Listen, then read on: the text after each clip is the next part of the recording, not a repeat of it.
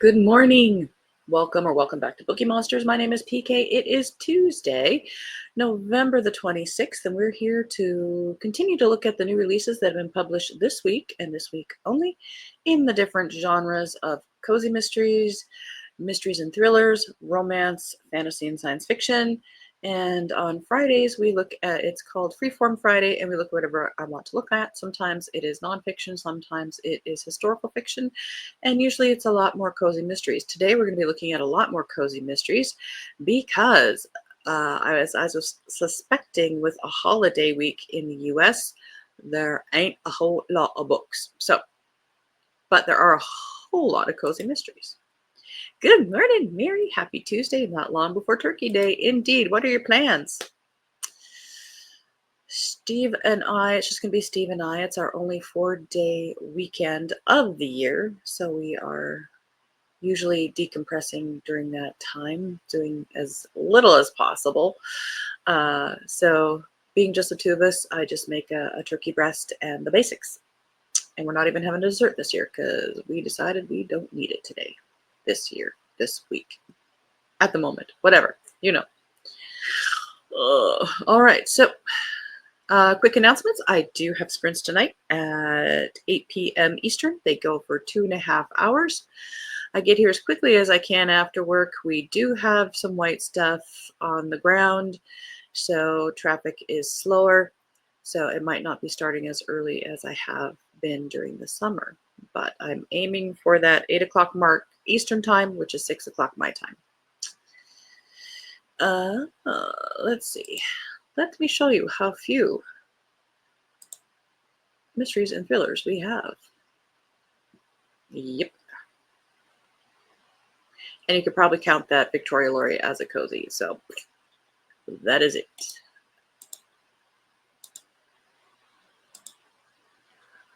All right, first up, one by Victoria Laurie. Again, cozy. I just had missed it before, and it's coming out on Kindle Unlimited. As far as I could tell, it was not a re-release.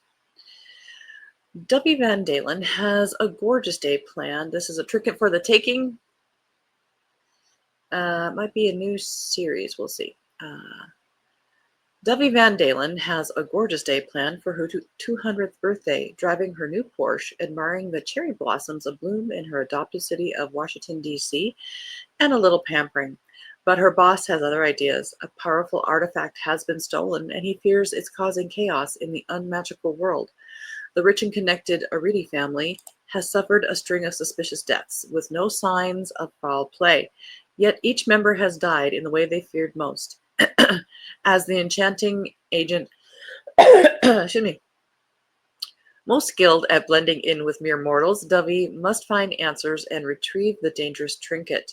There's just one unexpected wrinkle. By the time Dovey arrives at the art gallery where the Aridi patriarch died, FBI agent Grant Gibbs Bartholomew has taken control of the scene. Dovey needs his cooperation to investigate, but she'll have to hide her abilities and her true objective from a man who uncovers deceptions every day.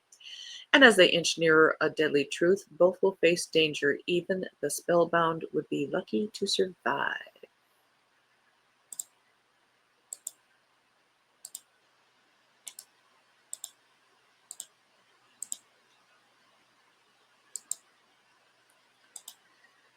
Mary, going to Richmond to be with my granddaughter, her family, my daughter, who is still here but down there enjoying her grandkids. Oh, that'll be nice. I have to make a cake to take and Waldorf salad. Aha, apple season here in Virginia, so have lots of good ones to use. That sounds like a very good time. Enemy Action by Leo J. Maloney.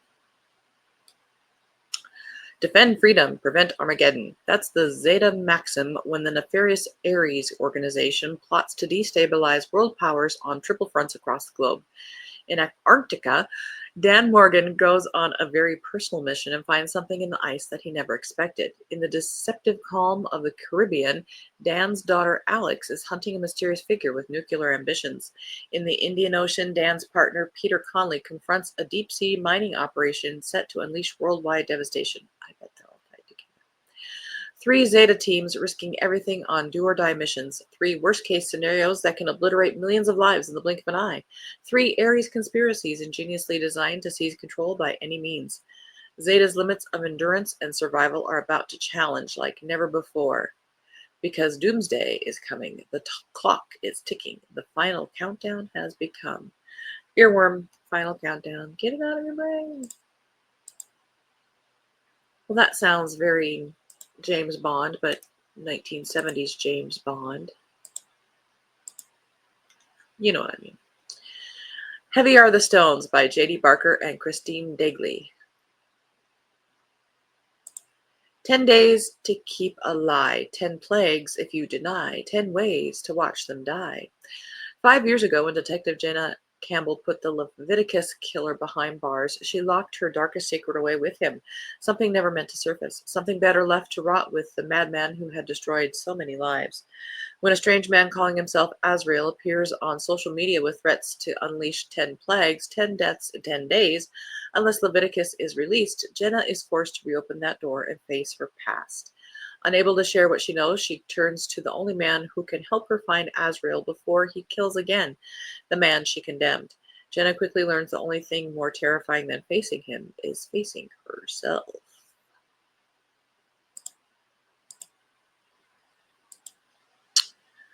Mike Lupica has a new Robert Parker's Spencer book, Spencer Estate.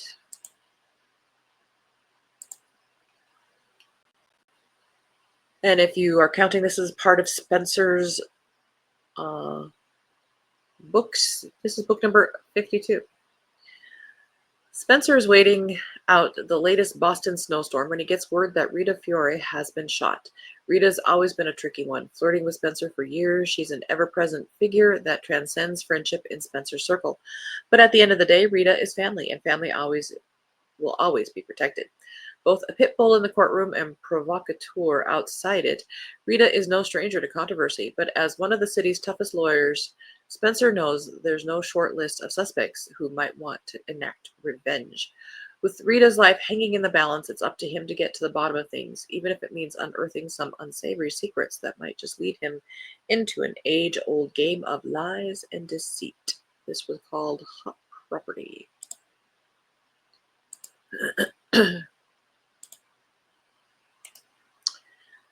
Amber Alert by Kiki Swinson. Gone without a trace. Once the most cunning luxury car thief in the game, Ava Frost gladly gave it all up to become the wife of a successful Norfolk, Virginia businessman and raise their 2 children in better circumstances than she ever knew. But when the children are abducted and held for a $2 million ransom, Ava is stunned to discover her husband's bad deals have drained their fortune. Determined, she pursues her best and toughest option. Her ex-boyfriend, the mastermind behind the South's biggest car theft ring, offers her a chance to gain the money, but nothing ever comes for free, and Nick has a small request. Soon Ava is targeting one-of-a-kind cars that must be stolen within impossibly short time frames. The excitement of the hunt and Ava's vulnerability is reigniting the dangerous heat between her and Nick, just as she's finding out her husband's betrayal runs deeper and more hurtful than she ever expected. Now with one heist gone very wrong and the police closing in, Ava's down to her final chance to keep her bargain with Nick. But with hidden agendas and secret obsessions in play, will even her most skilled moves succeed in bringing her children home? Oh yeah, there's kids. Hello, or destroy everything she's fighting to save.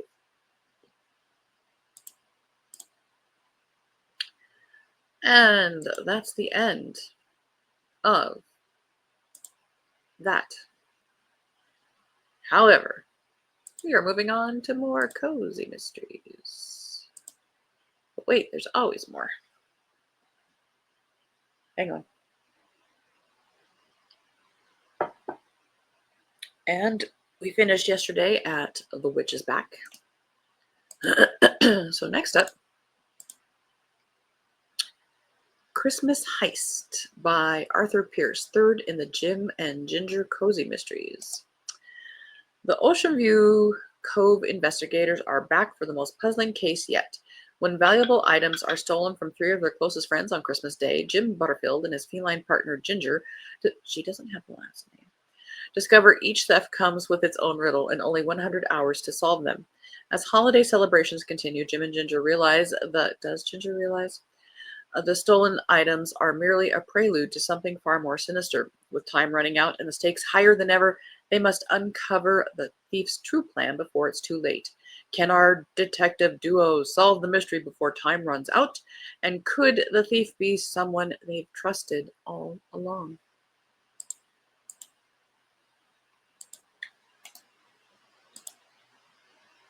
Mint Flavored Trouble. Third in the Joss Miller Mysteries by Tiora Moody. After completing the previous season of her true crime podcast, barista Joss Miller is ready to hang up her microphone for good. But when she meets Lily Hartman, the widow of a renowned choir director found dead last Christmas Eve, Joss's sense of justice won't let her walk away.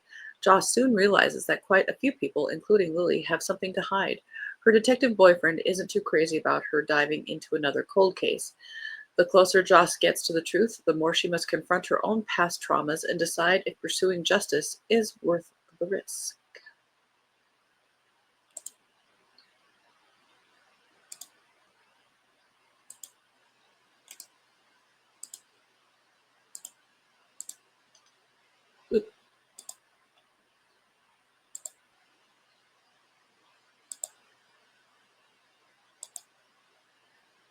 Hi, Ems. Good morning. Looking forward to reading some good mysteries in the next few weeks. I love hearing about new ones. Yay! That's all we talk about. My cats have my last name according to their vet. Indeed. I just think it's very prejudicial to not list a last name. I'm joking. Yes, Keo is also a Madsen. To the Tomb Buried Deep by Kat McGee, 9th in the Murder She Witches series. This is called, again, To the Tomb Buried Deep. We have some very dramatic titles today. When Octavia Grimstone and her fellow bookstore co-owners discover an old map hidden in a dusty, forgotten book, they can't resist the lure of a treasure hunt. Promises of excitement and riches quickly turn spooky when they follow the map's clues to an ancient, overgrown tomb deep in the forest. But their thrilling adventure takes a darkly hilarious turn when they unearth a dancing skeleton instead of treasure. I don't find that hilarious. Octavia's sassy feline familiar, Elzadora, isn't shy about offering cryptic clues and catty comments, often leading Octavia to vital insights just when she needs them the most. Elzadora's sharp instincts and magical quirks make her an invaluable companion, even if her sarcasm is as sharp as her claws. Cassius Morgenthau, the ever enigmatic drinking game and charming wizard coroner, steps in as Octavia's investigative partner. As the relationship deepens, his magical expertise and growing bond with Octavia become essential in solving the case. Their mutual affection adds a delightful complexity to the investigation, intertwining their personal and professional lives with plenty of magical mishaps. As Octavia, Elzadora, and Castius race against time to solve the mystery, they realize that in Grimstone Grove, digging up the past can be murder. Because the deeper they dig, the more dangerous and hilarious the secrets they uncover. End of that row.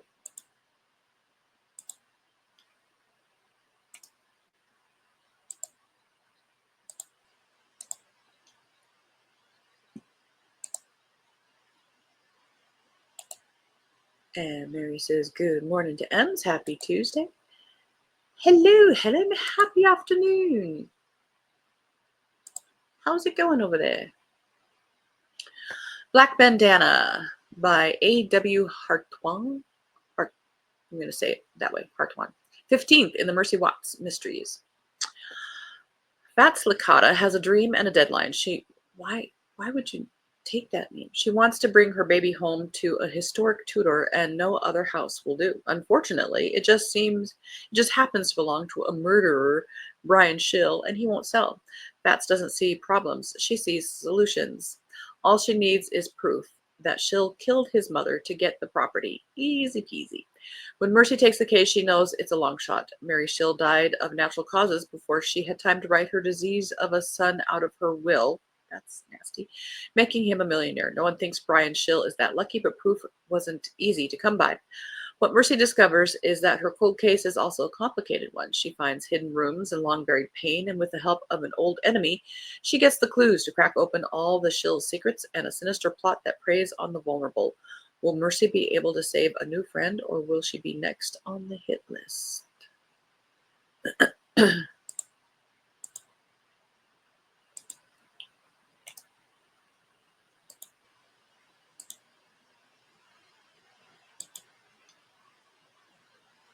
A character named Fats. I'm not Fats, I'm just Husky. You can call me Husky. And said, thank you. It's the last workday this week for me. Oh, nice. I'm hoping to get all the things done so I can relax the rest of the week. That's fantastic. My last day of the week is tomorrow, and I'm very happy. Mary says, hello, hello. Tide of Death by T.E. Harkins. What's it up with all these people going by their initials, says P.K. Madsen. Fourth, in the Egret's Loft murder mysteries. When Madeleine Delarose boards the Caribbean Dream for a week-long luxury seniors cruise with her friends, she plans to spend the time enjoying a cornucopia of cuisines, shopping for souvenirs, sightseeing, and most of all, relaxing. But soon after setting sail, Madeleine senses an undercurrent of tension. Secrets, jealousies, and resentments abound. Everyone on board, passengers and staff alike, seems to be harboring dangerous secrets worth killing for. Then someone turns up dead. Madeleine and her best friend Gina know the victim was murdered, but the captain is determined to pass it off as an accident. With a killer on the loose and no one else asking questions, Madeleine and Gina set out to solve the case before the Caribbean Dream becomes a cruise of food and nightmares.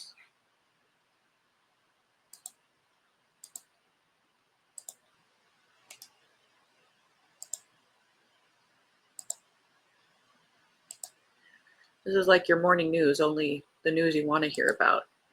And in the cozy mystery region, we are having flurries of cruises. Cruise Pirates by A.R. Winters and initials. Copycats. 15th in the cruise ship cozy mysteries by, I said A.R. Winters. When Addie and her friends board a cruise going a slightly different route, they're prepared for trouble, but not this much trouble. First, they're attacked by pirates. Then, and not the sexy kind. Then they have to work with a new unknown crew. And then there's a murder. Now it's up to Addie and her friends to find a killer on board their ship before they strike again.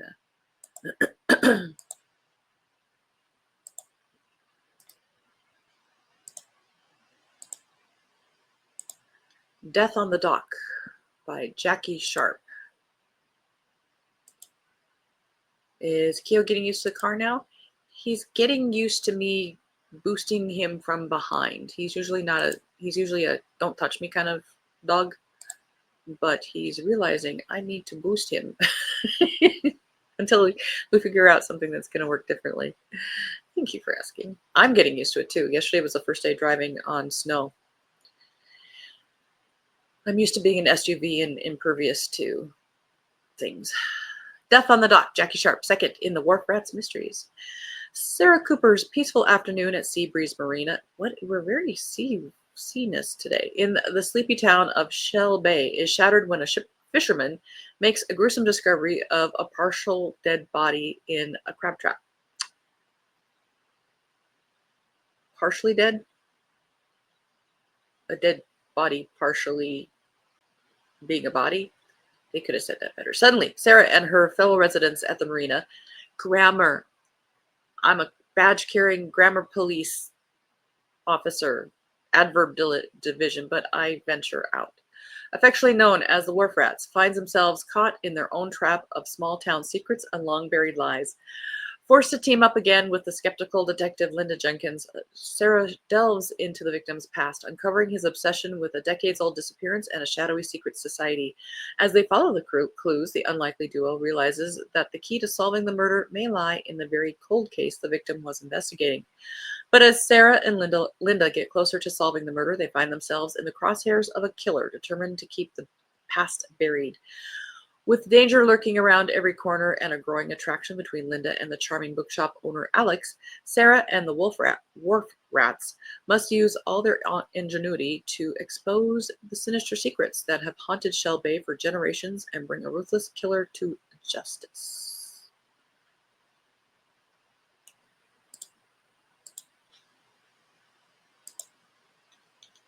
End of that row. Murder in New York by Helena Dixon, 18th in the Miss Underhay Mysteries. I've not read this series. Winter, 1936. Kitty receives an unexpected telegram just before Christmas saying that her father in New York is seriously ill. She and her husband Matt swiftly set out for America, and after a fraught ocean crossing, they arrive to discover he is much improved. Katie decides to make the most of her visit by taking in the sights and attending a costume party thrown by her father's friend, Mrs. Dangerfield. After a fabulous night, Kitty and Matt blow away the cobwebs with a chilly morning walk in Central Park. They enjoy watching ice skaters glide across one of the frozen lakes, but then they discover their hostess, Mrs. Dangerfield, murdered, her body partly hidden in some bushes. She is still in her evening wear, but her diamond earrings and necklace are missing. We're shocked. Soon, Mrs. Dangerfield's resentful daughter, elderly chauffeur, and secret lover make Kitty and Matt's suspect list.